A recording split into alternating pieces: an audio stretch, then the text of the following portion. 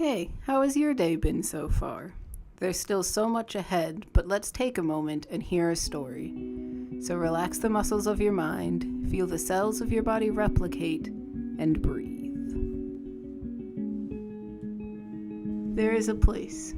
It is 2 steps farther than the length of every piece of sand stacked one after the other. If you go 2 steps, you will find a place filled with flying people. Some of these people have feathered wings, looking like what we commonly call angels. They cannot compress their wings, however, and therefore take up much space and are quite an annoyance to many. Some of these people have butterfly wings, dragonfly wings, even catchfly wings. We think of these people as fairies, but we imagine them much smaller. In reality, these people are above average, but at least evenly distributed, unlike the feathered people. Then there are people who use the currents of the wind, who soar across the sky, propelling at great speeds, the average of a plane and a rocket, to be exact. There are those that are not affected by gravity, and simply always stay in the sky.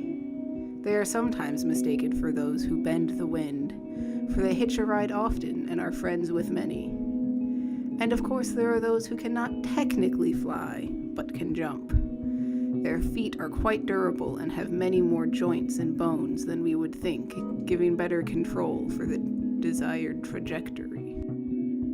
One particular mid-afternoon, a jumper was jumping around, trying to break the unofficial jumping record. It is unofficial because there are disputes between height, distance, and duration. This particular jumper was trying to beat all 3 categories, but while focusing on their timing got stuck in a sticky tree. The tree was sticky because it was the season in between fall and winter, when trees encase themselves in a sticky substance for it to harden and protect themselves from the harsh winter. The jumper was regretting jumping in this season, especially since most people are applying similar substances to their own homes in preparation for winter.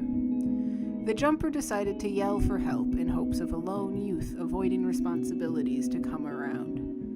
The jumper was quite upset, imagining the stories their elders had told them. When people get stuck in sticky trees, the substance would cover them, and they would become another branch. Suddenly, the branches of this tree looked like arms and legs. The 2 branches holding the jumper there looked like feathered wings. The jumper started to cry, regretting many things. A hoverer floated by then and inquired about the tears. The jumper explained their predicament and impending death, how they never fancied themselves as the branching out type, and they will never do so many things they had wanted. The hoverer simply laughed, not at the terrible pun, but at the jumper's reaction. The hoverer scolded the jumper for being so upset with stillness and silence. When the jumper disagreed, the hoverer asked them if they had taken this opportunity to take in the view the trees had given them. The jumper had to admit that they had not, but that wasn't the priority at the moment. The hoverer bartered that they would not help unless the jumper took a moment to take in the scene before them. The jumper did. The jumper looked out and was expecting what they always saw. A complicated blur of colors, every color mixing into each other. However, that is not the image the jumper saw. A beautiful array of shapes and colors, all solid. There was movement in the little details. There was a slight life in every part. The jumper unknowingly let out a subdued exclamation. They looked in silence, scanning every area with baby-like curiosity.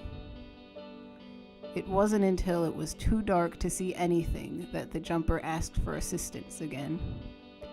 Then the hoverer gently pulled the jumper off the tree, and the jumper fell. The hoverer expected the jumper to jump up again, but they saw that the jumper was simply standing and staring.